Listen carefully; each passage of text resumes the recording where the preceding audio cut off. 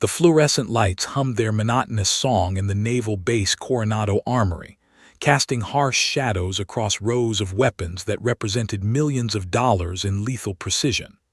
Sergeant Maya Reeves preferred it this way, alone, after hours, when the only sound was the methodical click of metal against metal. She sat on a worn stool, the Barrett M82A1 disassembled before her like a mechanical autopsy.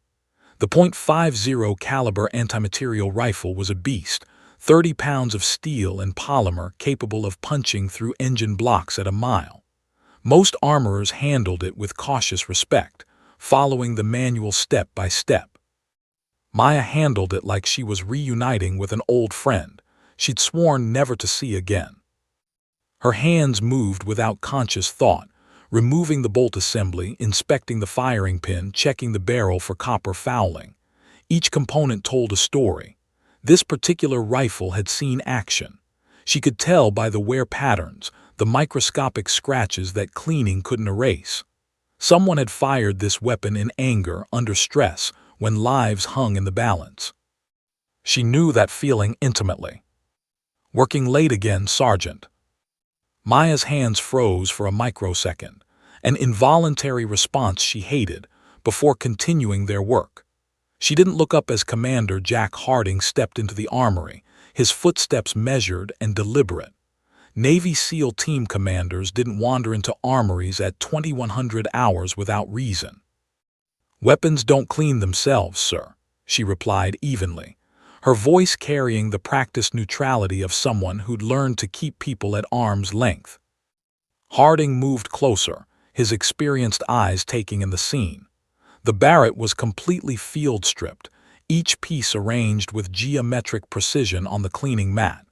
But it was the way she handled the components that caught his attention. There was an intimacy there, a familiarity that went beyond standard military training. "That's a specialized weapon," he observed, leaning against the workbench. "Most armorers need the manual for a Barrett." "I'm thorough." Maya dipped a bore brush in solvent, her movements fluid and efficient. "You're something." Harding crossed his arms. "I've had armorers for 15 years. None of them handle weapons like you do." Finally, Maya looked up. At 29, she had the kind of face that could disappear in a crowd. Medium height, lean build, dark hair pulled back in a regulation bun. But her eyes gave her away. They were old eyes, haunted eyes, eyes that had seen things that left permanent marks. "I do my job, Commander. Was there something you needed?" "Direct, I appreciate that." Harding smiled slightly.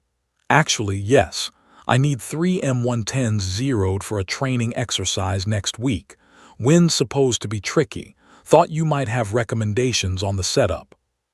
Maya's jaw tightened almost imperceptibly. The M110 semi-automatic sniper system. Effective range, 800 meters. She could zero those rifles in her sleep. Could probably do it blindfolded. "I'll have them ready by Thursday," she said, returning her attention to the Barrett. "You shoot?" The question came casually, but Harding was watching her carefully. "Used to," 2 words, a wall slamming down.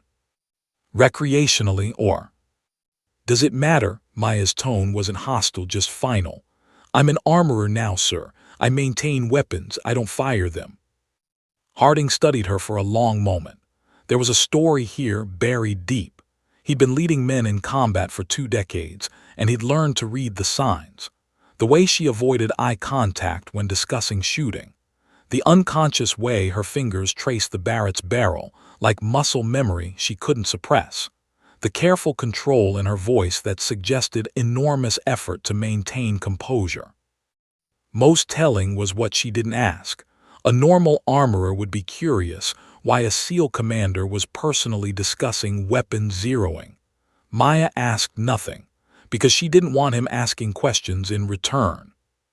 "How long have you been stationed here?" Harding asked, changing tactics. 3 years, 2 months. "Before that?" "Does my service record matter for cleaning rifles, Commander?" Now there was an edge to her voice, not insubordinate but close. Harding raised his hands in mock surrender. "Fair enough, Sergeant, I'll leave you to it." He turned to go, then paused at the doorway. "That Barrett, you handle it like someone who's fired one before. A lot." Maya's hand stilled completely. For 3 heartbeats she didn't move. When she spoke, her voice was barely above a whisper. "That was a different life, sir. A different person." Was she any good, that different person? The question hung in the air like cordite smoke. Maya slowly set down the cleaning brush and finally met his eyes directly. What Harding saw there made him unconsciously straighten. It wasn't anger or fear. It was something far more unsettling, a vast, dark emptiness, like looking into a well with no bottom. "She was the best," Maya said quietly. "That's why she doesn't exist anymore." Commander Harding held her gaze for a moment longer, then nodded once and left. His footsteps echoed down the hallway, fading into silence. Alone again, Maya released a breath she didn't know she'd been holding. Her hands trembled slightly as she picked up the Barrett's bolt assembly. She'd been so careful for 3 years.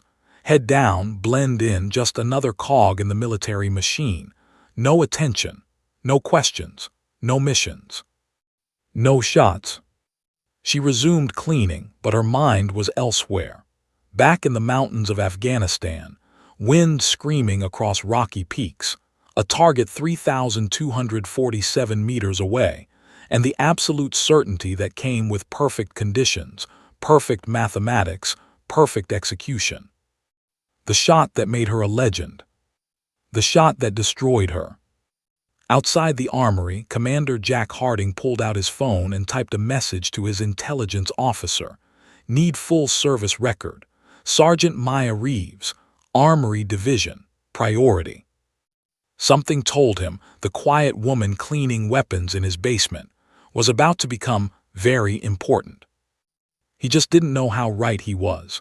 Commander Jack Harding's office was dark except for the blue glow of his computer screen. It was 300 hours and he should have been asleep. Instead, he sat frozen, reading the same paragraph for the 5th time, his coffee growing cold beside him. The file had arrived encrypted with a classified secret designation that required 3 separate authentication protocols. His intelligence officer, Lieutenant Marcos, had attached a brief note. "Sir, you need to see this. I triple-checked. It's real." Service record, Reves Maya Elizabeth. Rank, Sergeant, formerly Staff Sergeant. MOS, 11B Infantry, Specialized Sniper Reconnaissance. Unit history, 75th Ranger Regiment, 2nd Battalion, Charlie Company. That explained the skill. The 75th Ranger Regiment didn't produce average soldiers, but it was the next section that made Harding's pulse quicken. Combat Deployments. Afghanistan, 3 Tour 2017-2020. Confirmed kills, 47. Longest confirmed kill, 3,247 meters. Harding leaned back in his chair, exhaling slowly. 3,247 meters, over 2 miles. That wasn't just exceptional, it was nearly impossible. The current record was held by a Canadian sniper at 3,540 meters, a shot that had made international news. Maya's kill was in the same stratosphere. He clicked deeper into the file, and a mission report appeared. Operation Guardian Angel. Date August 17, 2019. Location Helmand Province, Afghanistan. Objective: eliminate HVT Rashid Ahmadi, Taliban Regional Commander. Harding began reading, and the clinical military language couldn't hide the extraordinary nature of what had happened. At 5:47 hours, Sergeant Reeves and her spotter, Corporal Diego Rodriguez, established overwatch position at grid reference XD 47216843, elevation 2,847 meters. Target compound located at grid reference XD 50126691, elevation 1,923 meters. Calculated distance to target, 3,247 meters. Harding pulled up a ballistics calculator on his second monitor and started inputting numbers. At that range, a .50 caliber bullet would be in flight for nearly 4 seconds. 4 seconds where wind, temperature, humidity, even the rotation of the Earth would affect the trajectory. The margin for error was measured in fractions of degrees. The report continued. Intelligence indicated HVT Ahmadi was coordinating a complex ambush targeting FOB Ricketts, where 47 U.S. personnel were stationed. Air assets unavailable due to weather conditions. Ground assault not feasible given terrain and enemy force strength. Authorization given for long-range elimination. Environmental conditions. Temperature 114 degrees F, humidity 12%, wind 15-18 mph variable crosswind, atmospheric pressure 29.67 in Hg. Sergeant Reeves calculated a firing solution accounting for. The list that followed was staggering. Coriolis effect, Earth's rotation deflection. Spin drift, bullets clockwise spin. Vertical deflection due to gravity. Wind deflection, horizontal and vertical components. Air density variations. Temperature gradients. Barrel harmonics. Ammunition lot variations. At 6:12 hours, HVT emerged from compound. Sergeant Reeves engaged with 1 round M33 ball ammunition. Time of flight 3.8 seconds. Result: confirmed kill, direct hit center mass. Mission success. FOB Ricketts attack never materialized. Estimated lives saved 47. Harding sat back astounded. 1 bullet, 1 impossibly precise calculation, 47 lives saved. But there was more. He scrolled down and found a commendation recommendation. Recommendation for Medal of Honor. Submitted by Captain James Morrison, Company Commander. The language was effusive. Words like extraordinary, unparalleled, and life-saving appeared multiple times. Captain Morrison had written, "Sergeant Reeves demonstrated skill and composure under pressure that I have never witnessed in 15 years of combat operations. Her actions directly prevented a catastrophic loss of American life. She is, without question, the finest sniper I have ever had the privilege to serve with." The recommendation had been downgraded to a Silver Star due to the classified nature of the operation. But even that was remarkable. Harding clicked to the next file, expecting more commendations. Instead, he found a nightmare. Incident report, Operation Copper Mountain. Date, February 3, 2020. Classification, secret EYES only. His stomach tightened as he read. Mission objective: eliminate 3 HVTs meeting at suspected Taliban safe house. Sergeant Reeves, primary sniper, and Corporal Rodriguez, spotter, inserted with security element. Sergeant First Class Marcus Webb, Specialist Jason Chen, and Specialist Tyler Morrison. At 4:45 hours, team established position. At 5:23 hours, Sergeant Reeves engaged first target at 2,100 meters. Confirmed kill. Second target engaged at 5:24 hours. Confirmed kill. As Sergeant Reeves acquired third target, enemy force of approximately 40 Taliban fighters emerged from surrounding buildings, a pre-planned counter-sniper trap. Team position compromised. Harding's jaw clenched. The Taliban had learned. They'd figured out the Americans had a sniper of exceptional ability and had set a trap. Team came under intense fire from multiple positions. Corporal Rodriguez sustained critical gunshot wounds while calling for extraction. Sergeant Reeves maintained position, providing covering fire while security element attempted to evacuate Rodriguez. Despite Sergeant Reeves eliminating 12 enemy combatants during the firefight, Rodriguez succumbed to his wounds before extraction helicopter arrival. During the firefight, Specialist Morrison was killed by RPG strike. Sergeant Webb sustained severe injuries, both legs amputated. Specialist Chen successfully evacuated but later diagnosed with PTSD, requiring medical discharge. The clinical language couldn't mask the horror. Maya's team had been decimated. Her spotter, the man who'd been beside her for that legendary 3,247-meter shot, had died in her arms. The next document was a psychological evaluation, dated 3 weeks after the incident. Sergeant Reeves exhibits symptoms consistent with severe PTSD and survivor's guilt. She maintains the ambush was her fault, despite clear evidence the enemy had been tracking coalition sniper activity across the region. She has requested immediate removal from combat operations.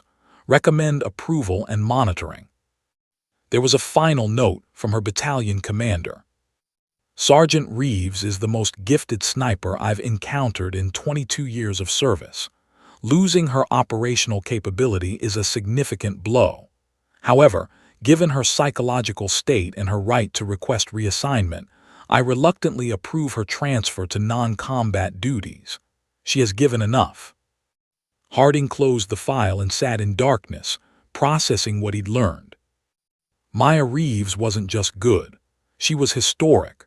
A once-in-a-generation talent who'd made an impossible shot that saved dozens of lives. But that same talent had made her a target, and the people she cared about had paid the price.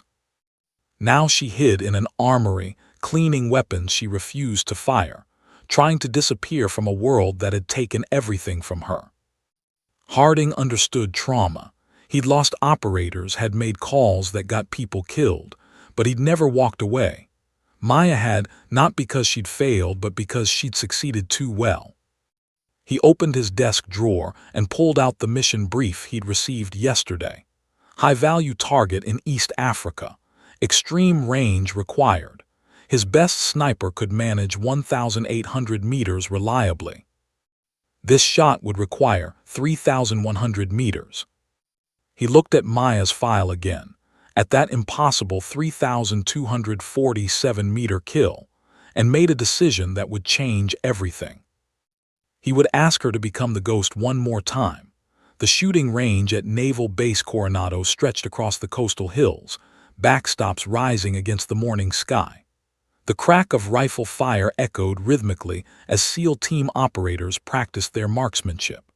Commander Harding watched his men struggle with the wind conditions, a persistent 12 mph crosswind that was wreaking havoc on their long-range accuracy.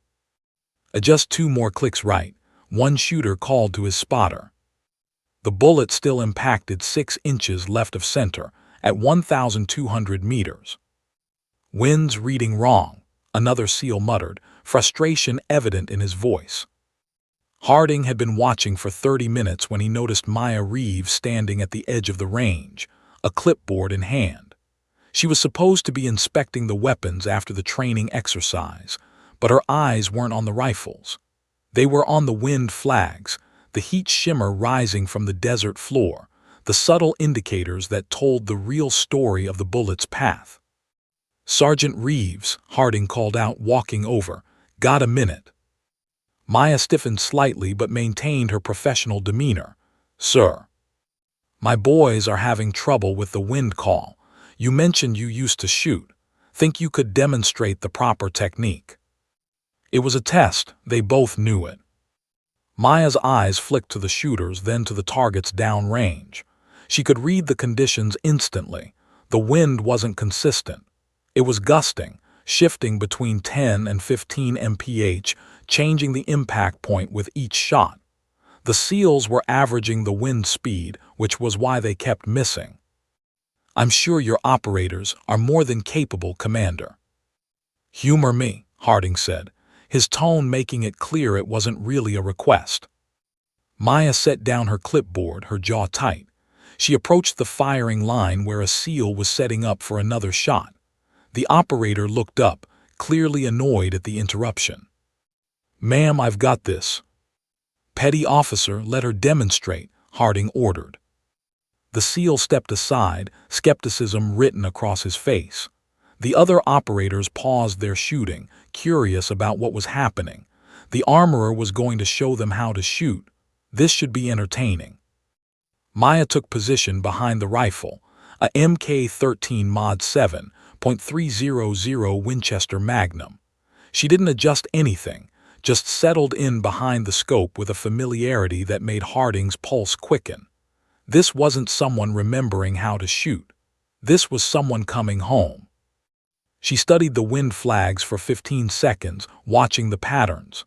The other SEALs watched her, some smirking, waiting for the embarrassment. Maya's breathing slowed. Her finger found the trigger. She didn't take the shot on the next lull in the wind. She waited for something the others couldn't see. A pattern in the chaos. The rifle cracked. At 1,200 meters, the bullet impacted dead center of the target. The smirks disappeared. Again, Harding said quietly. Maya worked the bolt, chambered another round.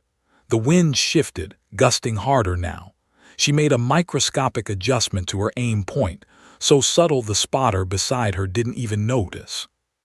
Second shot, dead center, touching the first hole. The range went silent except for the wind. One of the SEALs whistled low. Holy shit. Maya stood up abruptly, stepping away from the rifle like it had burned her. Her hands were shaking, not from nerves, but from muscle memory flooding back, from the feel of the trigger break, from the terrible, seductive certainty of a perfect shot. That's the technique, gentlemen, Harding announced to his team. Read the pattern, not just the average, carry on. He gestured for Maya to follow him away from the firing line. They walked in silence until they were out of earshot of the others, standing beside an equipment shed. I know who you are, Harding said quietly. Maya's face went white, her hands clenched into fists. I don't know what you think you know, Commander, but…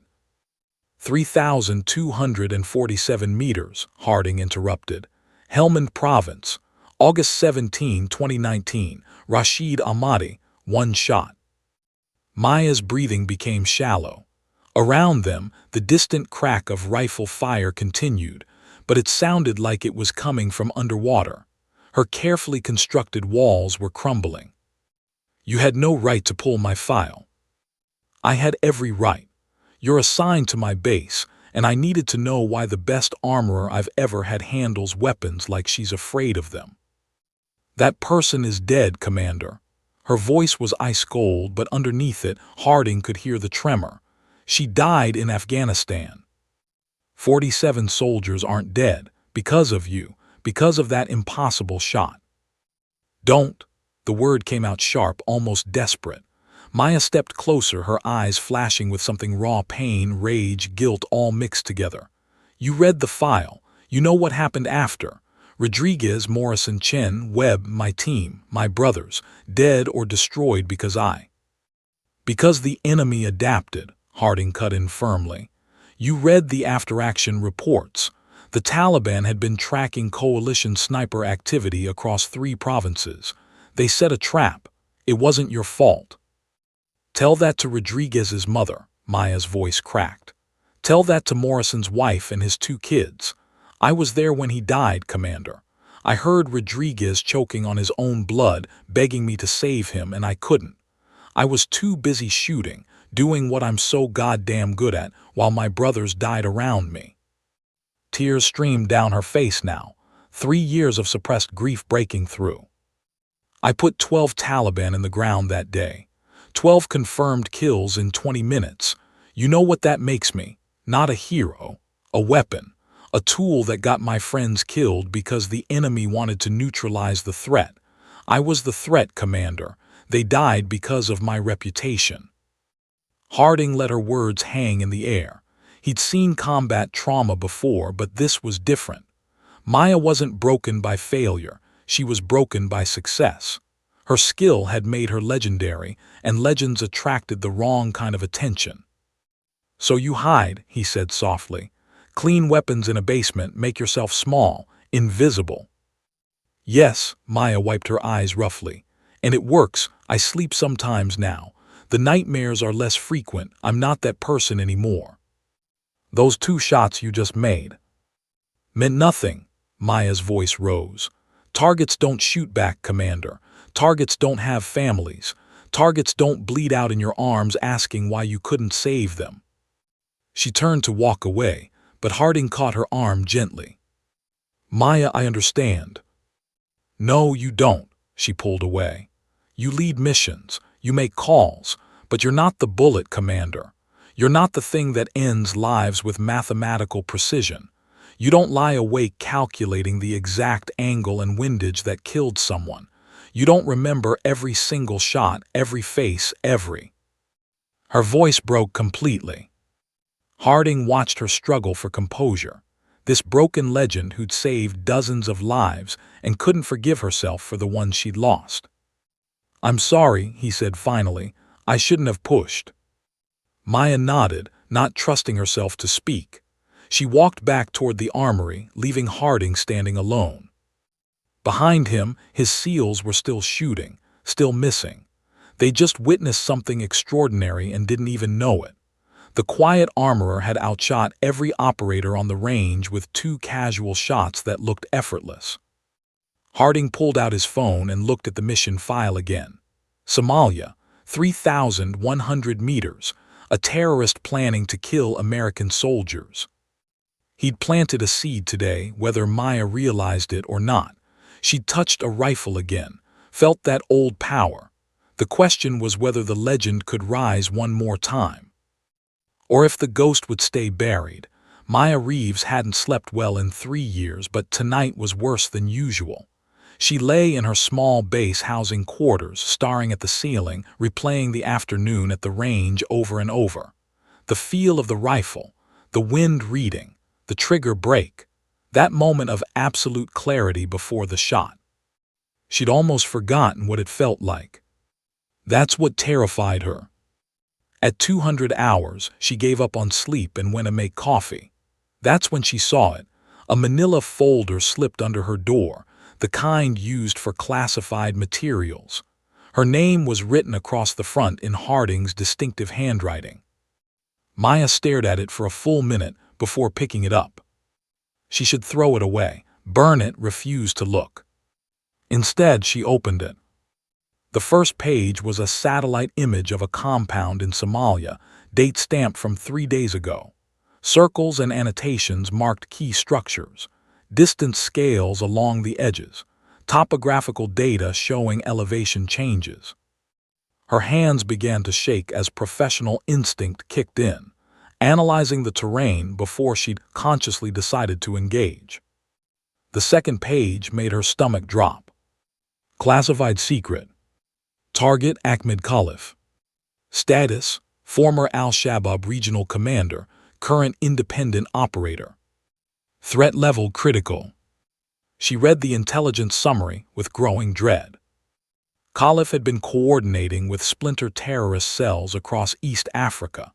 Intelligence indicated he was planning simultaneous attacks on U.S. convoy routes in 3 separate locations.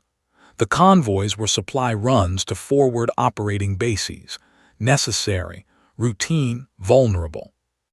Estimated American personnel at risk, 60-80 soldiers. Projected casualties if attacks succeeded, 70–90% fatality rate based on similar past ambushes. Maya's coffee grew cold as she read page after page. Convoy routes, attack timelines, intelligence intercepts showing Khalif personally directing the operations.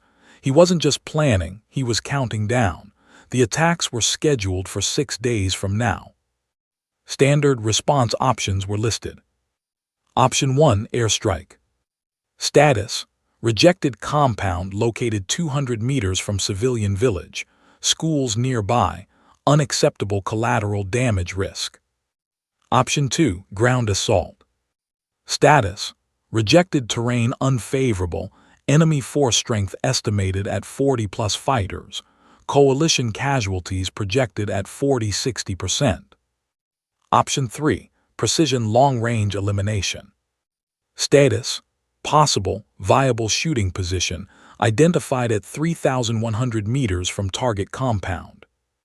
Maya's breath caught, 3,100 meters. She flipped to the tactical assessment. A mountain ridge overlooking the compound, clear line of sight, stable shooting platform. The only problem was the distance, well beyond what any current SEAL sniper could reliably manage. The file included wind data, temperature projections, atmospheric conditions. Someone, Harding, obviously, had already done preliminary ballistic calculations. The shot was possible, difficult but possible, for someone with the right skill set. A handwritten note was clipped to the back page. Maya, I know what I'm asking, I know what it costs. But 60-80 American soldiers are going to be on those roads in 6 days. Kids, most of them, 19, 20 years old. They joined to serve their country, and they're going to die in a coordinated ambush unless someone stops it.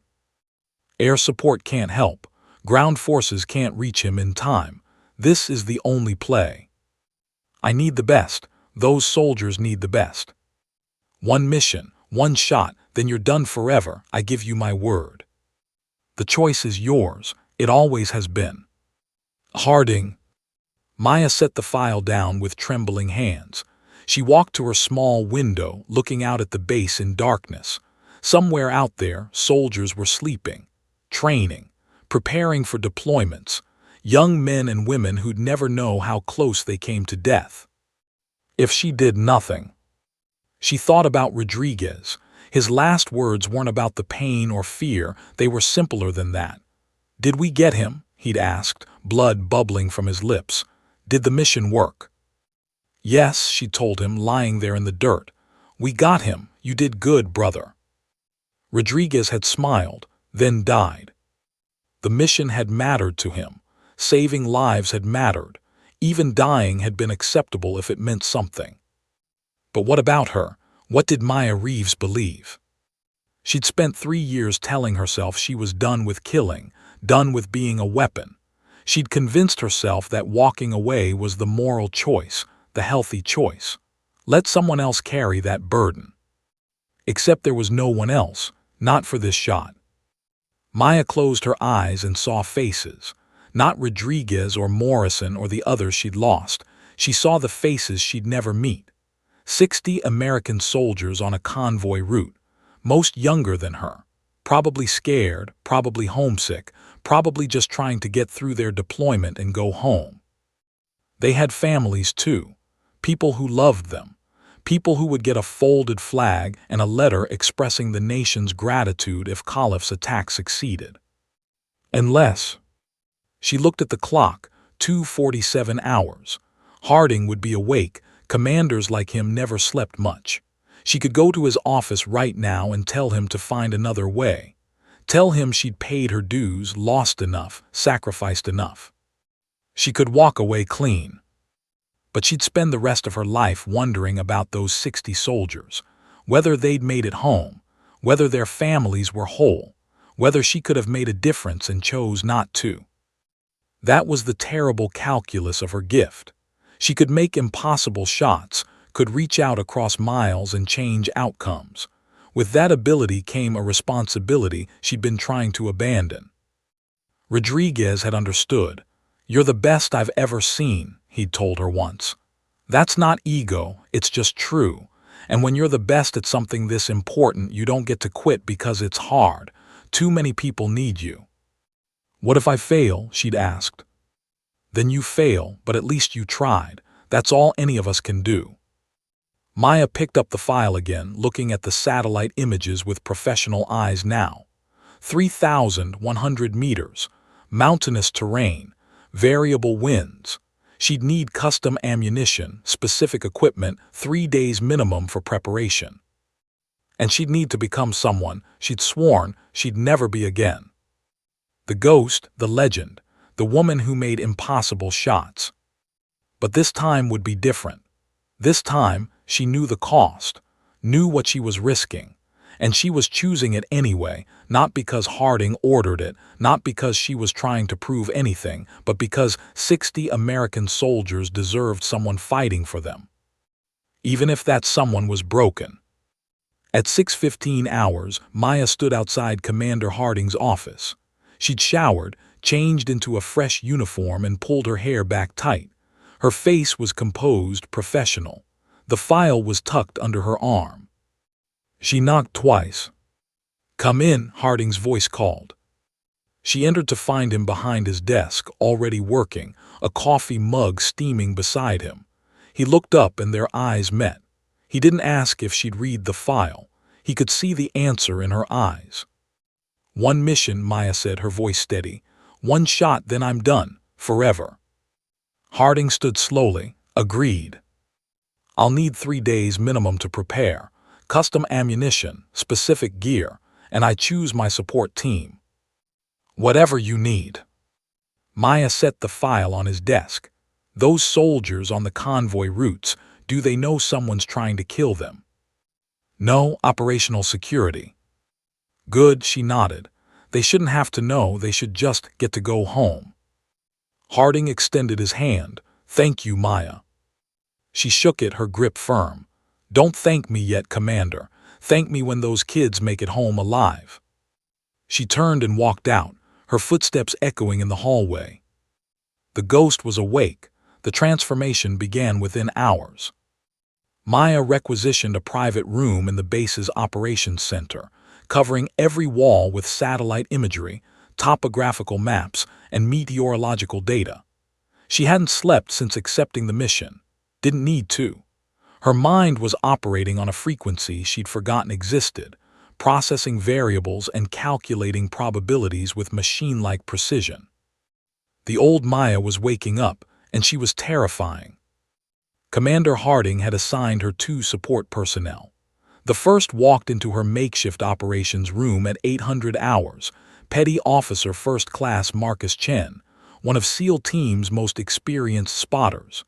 He was 32, compact and efficient, with sharp eyes that missed nothing. He stopped in the doorway, taking in the controlled chaos. Maya had transformed the room into a 3-dimensional model of the mission. Satellite images were annotated with wind patterns. Weather forecasts from 3 different sources were cross-referenced. Ballistic tables covered an entire wall.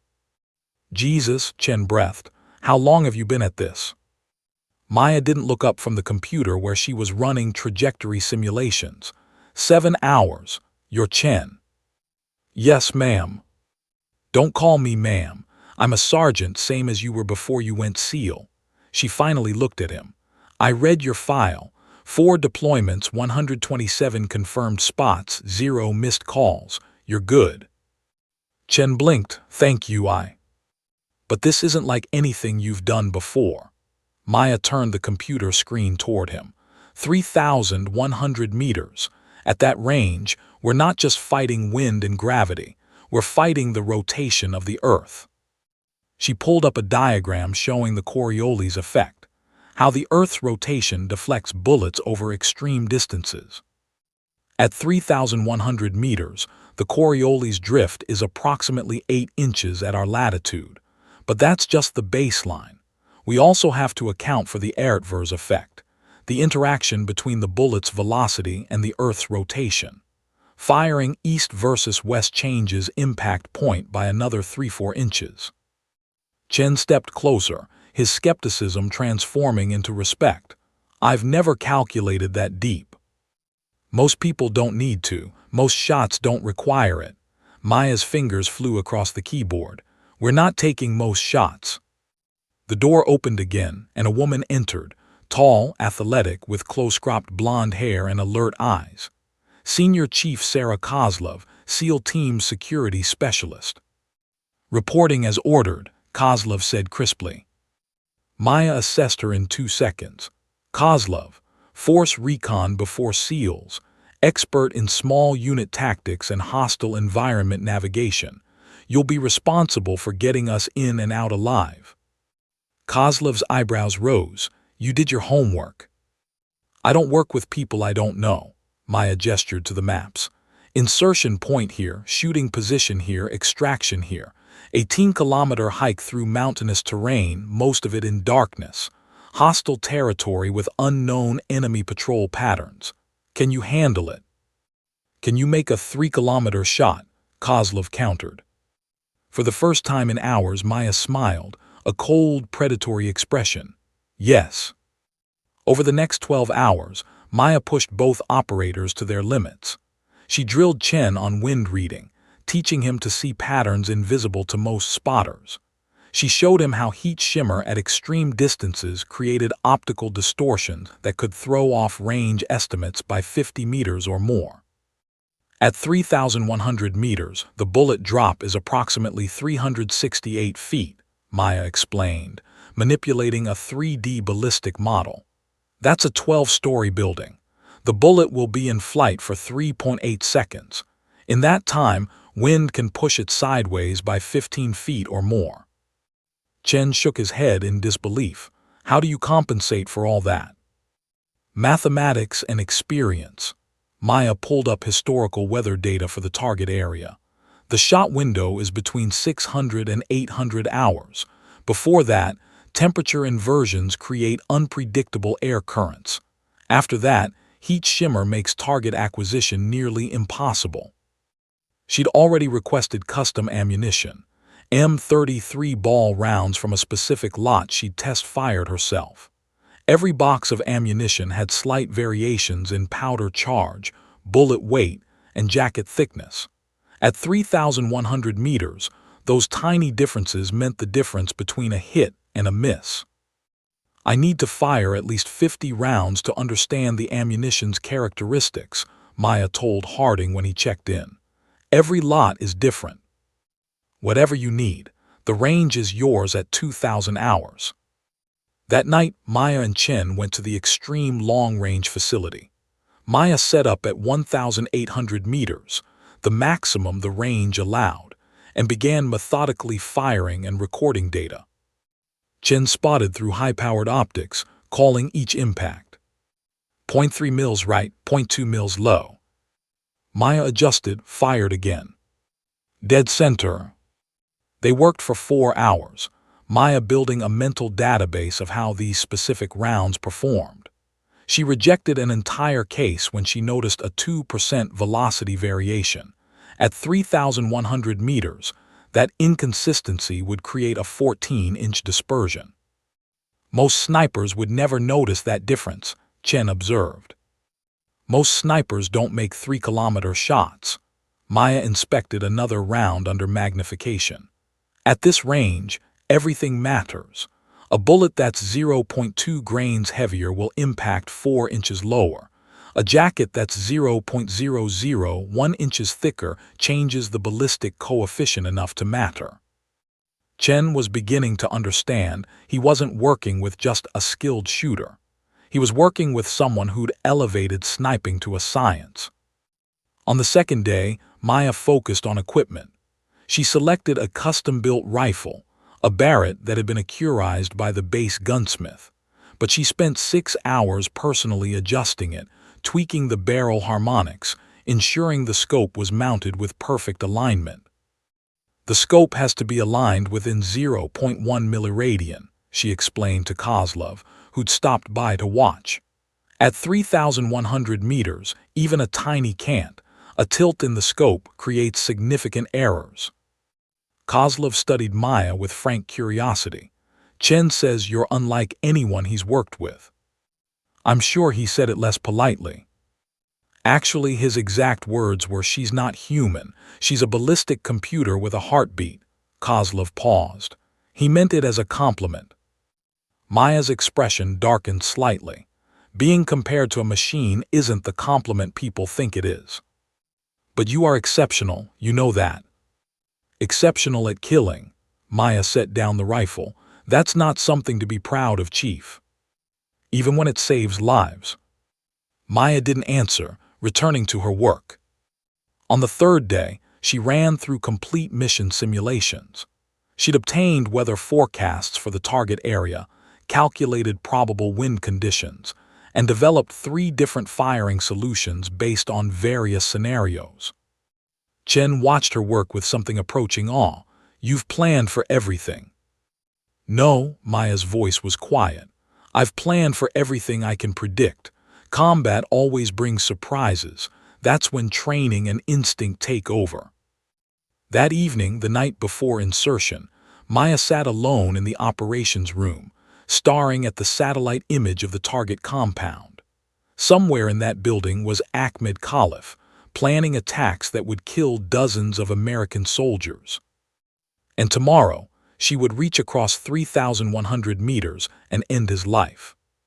Her hands were steady as she loaded the custom magazines. 60 hours of preparation had transformed her from the broken ghost hiding in an armory to something else entirely, a focused, precise instrument of calculated violence. But underneath the professional calm, Maya felt the familiar darkness rising. This was what she was good at. This was what she'd always been good at, and that terrified her more than the mission itself. Rodriguez's voice echoed in her memory. "You're the best at something important. You don't get to quit." "I'm not quitting," Maya whispered to the empty room. "I'm just finishing what I started." She closed her eyes, breathing slowly, preparing her mind for what came next. The ghost was ready. The helicopter's rotors cut through the pre-dawn darkness as it skimmed low over the Somali landscape. Maya sat in silence, checking her equipment for the third time. The custom Barrett M82A1 was secured beside her, wrapped in protective fabric. Every round in her magazines had been hand-selected, weighed, and verified. Chen sat across from her, face painted, ready. Kozlov was up front with the pilot, monitoring communications. At 3:42 hours, the helicopter descended into a rocky valley 18 kilometers from the target. They had 6 hours to reach the shooting position before the window closed. 30 seconds, the crew chief called. Maya's heart rate was exactly 62 beats per minute. Controlled, professional, the way it always was before a mission. They fast-roped down into darkness and the helicopter disappeared immediately, leaving only the whisper of wind across stone. Kozlov took point, navigating by night vision. Maya moved second, carrying the rifle and 45 pounds of additional gear. Chen brought up the rear, covering their back trail. They moved in complete silence through hostile territory. The hike was brutal. Steep mountain trails, loose rock, elevation changes that burned their lungs. But Maya's focus never wavered. She'd studied this route for 3 days, memorized every contour. Her body moved on autopilot while her mind reviewed ballistic calculations. Wind speed, temperature, humidity, Coriolis effect, spin, drift. At 8:47 hours, they reached the shooting position, a rocky outcrop at 8,400 feet elevation with clear line of sight to the compound below. Kozlov immediately established security, scanning for threats. Chen began setting up spotting equipment. Maya assembled the rifle with movements so practiced they were meditative. Stock, upper receiver, barrel, scope, each component locked into place with satisfying precision. The compound sat in a valley 3,100 meters away, looking like a child's toy village through the scope. Small figures moved between buildings, none of them Khalif yet. Chen set up the spotting scope and weather station. Wind 3 o'clock, 9 miles per hour, temperature 84 degrees, humidity 41%, barometric pressure 29.82. Maya plugged the data into her mental calculations, cross-referencing with the ballistic tables she'd memorized. At this range, a 9 mph crosswind would push the bullet approximately 47 inches right, but wind was never constant. "We wait," she said quietly. The sun climbed higher. The temperature rose 84, 87, 91 degrees. Heat shimmer began dancing off the rocks, making the distant compound ripple like a mirage.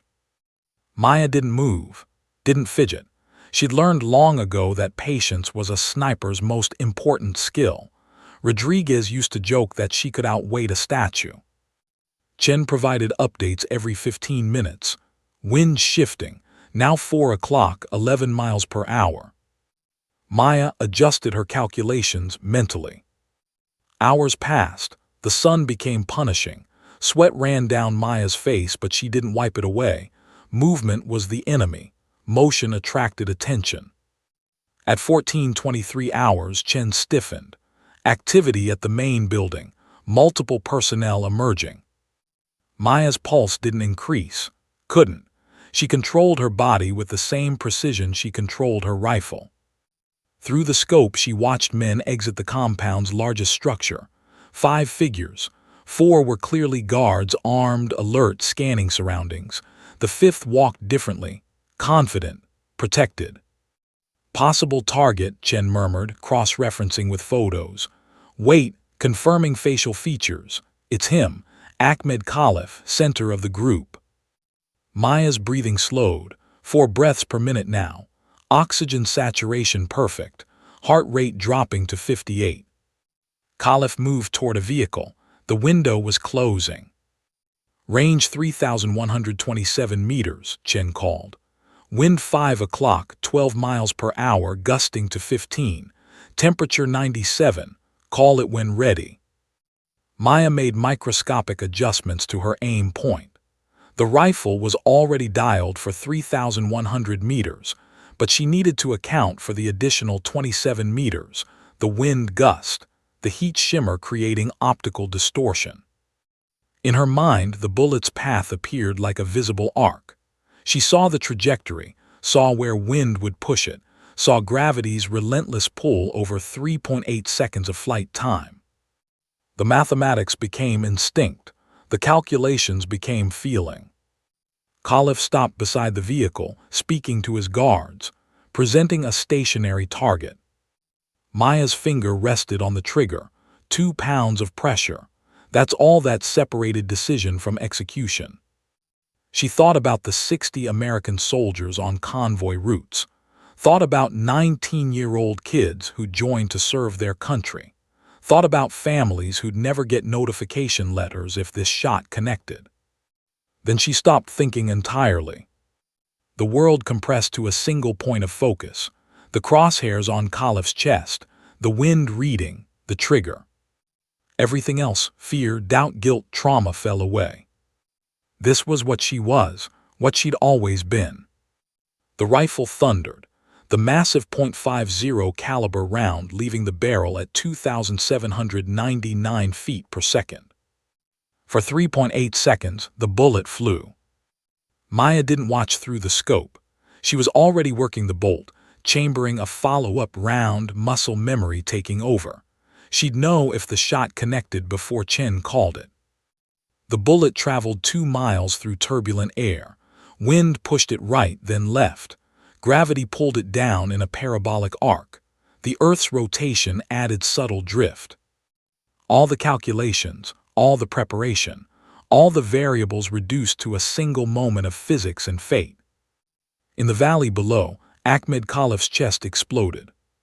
He dropped instantly, dead before his body hit the ground. Confirmed kill, Chen's voice carried controlled excitement. Perfect hit, center mass, target down, target is down. The compound erupted into chaos. Guards scattered, searching for the source.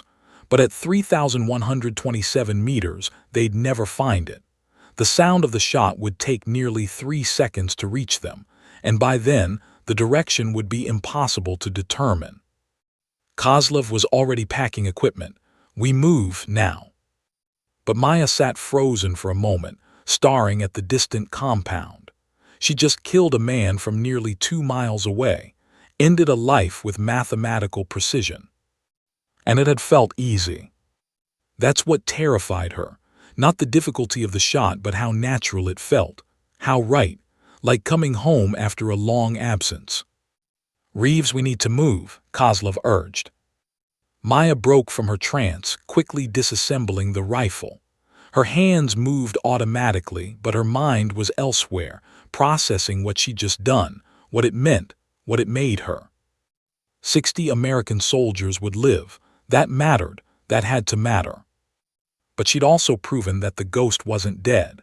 The legend was real, and Maya Reeves was still the most dangerous sniper alive. They moved out rapidly, descending the mountain as enemy forces below searched desperately for an attacker who was already kilometers away. The mission was complete. But for Maya, something else had just begun. The extraction helicopter lifted off at 21:34 hours, 18 hours after they'd been inserted. Maya sat in the vibrating cabin, still covered in dust and sweat, the rifle case between her knees. The mission had been textbook perfect. No contact with enemy forces, clean exfiltration, target eliminated. Chen sat across from her, grinning despite his exhaustion. That was the most incredible shot I've ever witnessed. 3.1 kilometers in variable wind. First round. You're a legend. Maya didn't respond. She stared at her hands, which had been rock steady on the trigger but were trembling now. Kozlov noticed. You okay, Sergeant? Fine, the lie tasted bitter. They landed at the forward operating base in Djibouti at 22:47 hours for debriefing before the flight back to Coronado. Maya went through the motions, recounting wind conditions, ballistic calculations, timing. Her voice was professional, detached, like she was describing someone else's mission. The intelligence officer reviewing the operation kept shaking his head in disbelief. Satellite confirmation shows Khalif was killed instantly. No collateral damage. The compound evacuated within minutes. By the time local forces arrived, everyone was gone. And the convoy operations? Maya asked, her voice quiet. All 3 convoys reached their destinations without incident. Intercepts suggest Khalif's network is in disarray without his coordination. You saved a lot of lives, Sergeant. The words should have brought satisfaction. Instead, Maya felt hollow. They flew back to Coronado the next morning. Maya slept on the plane, or pretended to, while Chen and Kozlov discussed the mission with barely contained enthusiasm. She could hear them calling it historic, unprecedented, the shot of the decade. All she could think about was how easy it had been, how natural, how the rifle had felt like an extension of her body, the calculations flowing without conscious thought, the trigger break as familiar as breathing.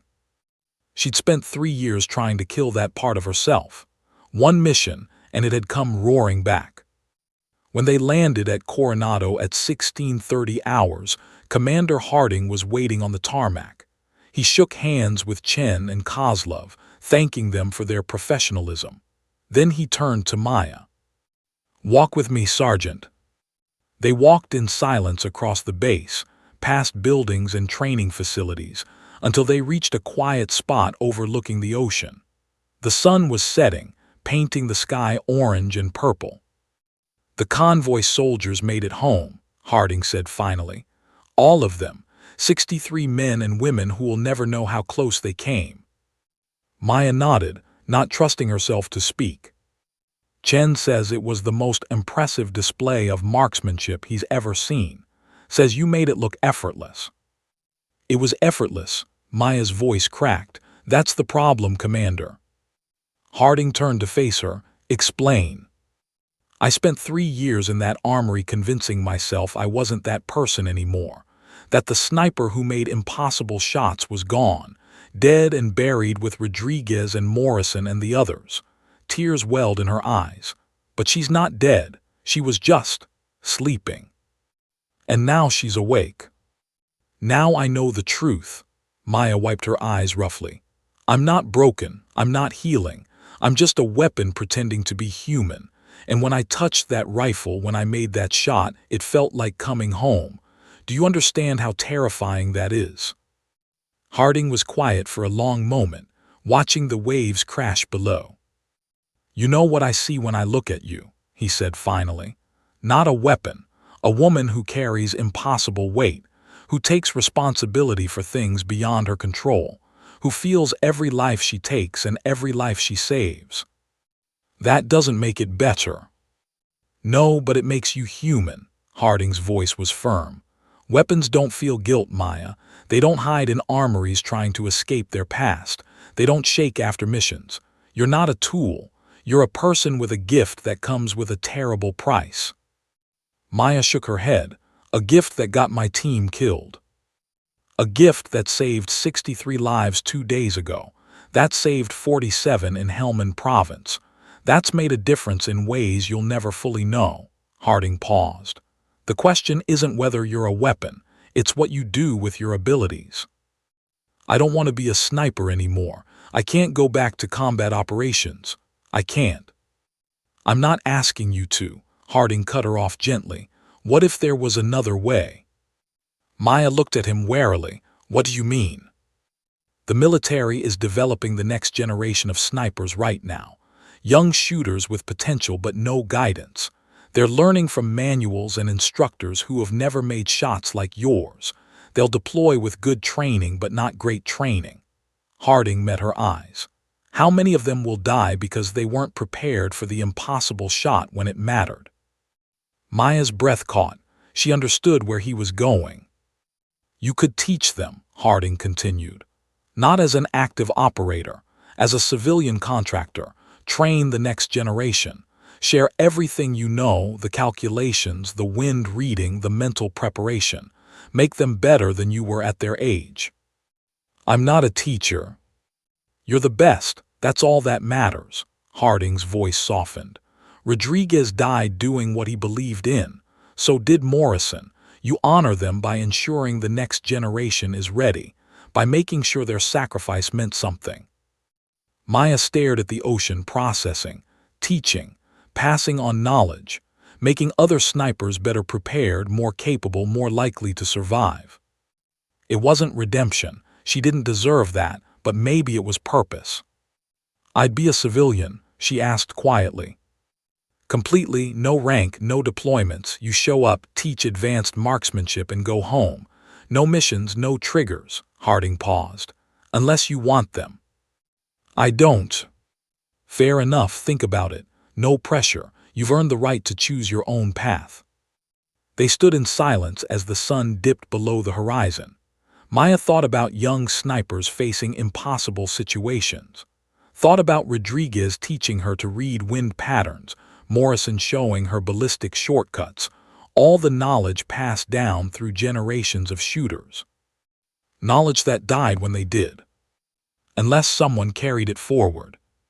How long do I have to decide? Maya asked. Take all the time you need. You just completed an impossible mission. Rest, heal. When you're ready, we'll talk. Harding walked away, leaving Maya alone with the sunset and her thoughts. She'd made the shot, saved the lives, proven the ghost was real. Now she had to decide if that ghost could become something other than a killer. Maybe a teacher, maybe a guardian, maybe someone who used her terrible gift to protect others instead of destroying herself. For the first time in 3 years, Maya allowed herself to imagine a future that wasn't just survival. It was a strange feeling. Almost like hope. 6 months later, Camp Pendleton, California. The morning sun cast long shadows across the rifle range as 23 Marine Scout sniper candidates assembled, their faces a mixture of exhaustion and determination. They'd been training for 6 months, and today marked their final evaluation in advanced long-range marksmanship. Maya Reeves stood before them in civilian clothes, tactical pants, a simple black shirt, her hair pulled back in a functional ponytail. No rank insignia, no uniform, just a woman with knowledge to share. Wind reading at extreme distances, she began, her voice carrying across the range with quiet authority, is less about calculation and more about pattern recognition. You're not measuring wind speed, you're reading the story the environment is telling you. She gestured to the wind flags downrange, positioned at 400, 800, and 1,200 meters. What do you see? A young corporal raised his hand. Flags showing 8 to 10 miles per hour, ma'am. Don't call me ma'am, I work for a living. Maya smiled slightly and several candidates chuckled. And you're half right. The flags show average wind, but watch the mirage. She pointed to the heat shimmer rising from the desert floor. See how it's moving faster near the 800-meter line? That's a wind current the flags aren't catching. If you trust the flags alone, you'll miss left by 6 inches. At this range, that's the difference between a hit and explaining to your team why you failed. The candidates leaned forward, paying attention. Maya had earned their respect the hard way, by demonstrating skills they couldn't imagine achieving. On her first day, she'd made 5 consecutive hits at 1,400 meters in variable wind conditions. No warm-up shots, no misses. The class had stopped whispering about whether she deserved to be there. "Corporal Davis," Maya called to a young woman in the front row, "you're up, show me what you've learned." Davis approached the firing line, settling behind an M110 sniper rifle. Maya stood beside her, observing. "Target at 1,200 meters. Read the conditions." Davis studied the flags, the mirage, the terrain. Wind left to right, approximately 9 miles per hour. Temperature 83 degrees. I'm adjusting 3 clicks right for wind. "Why 3?" Maya asked. "Because the wind is," Davis paused, looking at the mirage again. "Wait, the mirage shows it's stronger mid-range. I should adjust 4 clicks." "Better, but you're still thinking in averages. Look at the pattern. The wind gusts every 12 seconds. Strong, then weak, then strong. When are you taking the shot?"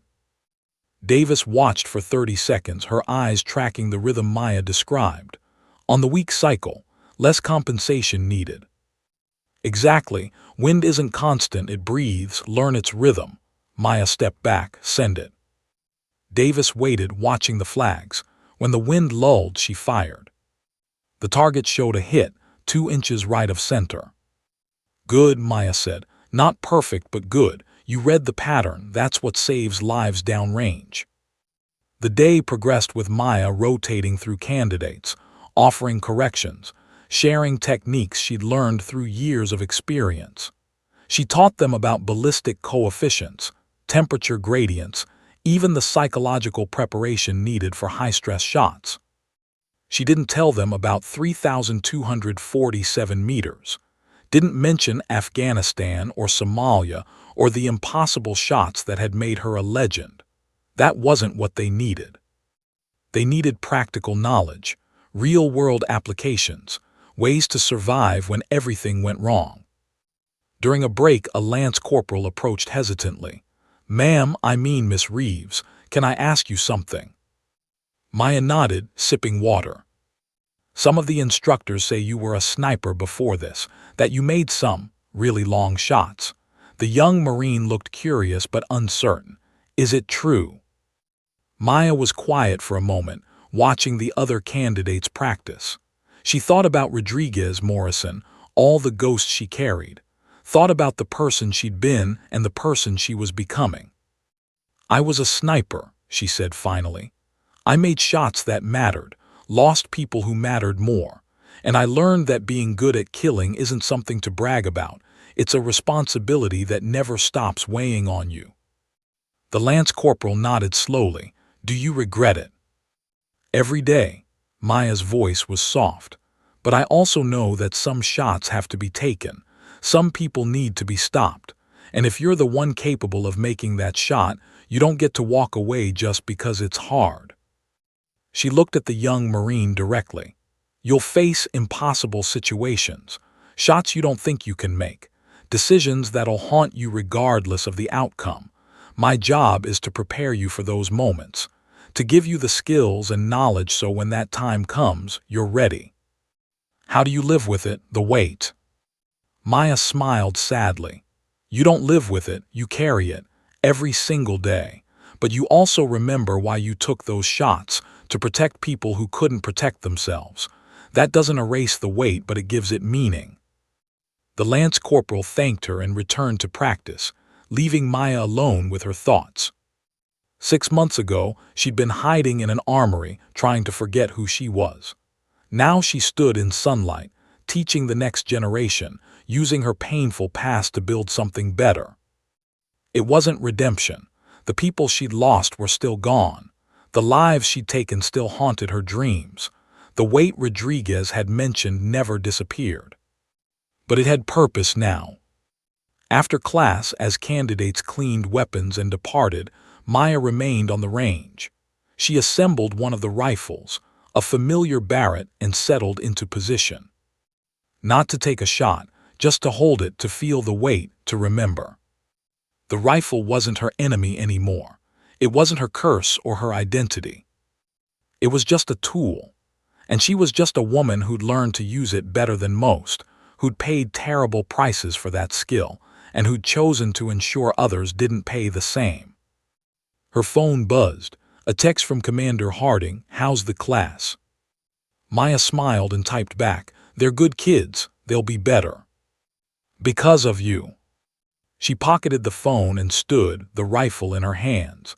The sun was setting, painting the California sky in brilliant colors. Somewhere, young soldiers were training for deployments. Some would face impossible situations. Some would need to make difficult shots. And because of what Maya taught them today, more of them would come home. That had to be enough. She wasn't the ghost anymore, wasn't the legend hiding from her past. She was Maya Reeves, a teacher, a survivor, a woman who'd found a way to transform her darkest experiences into light for others. The rifle wasn't her burden anymore. It was her bridge between who she'd been and who she was becoming. And for the first time in years, that felt like enough. The end.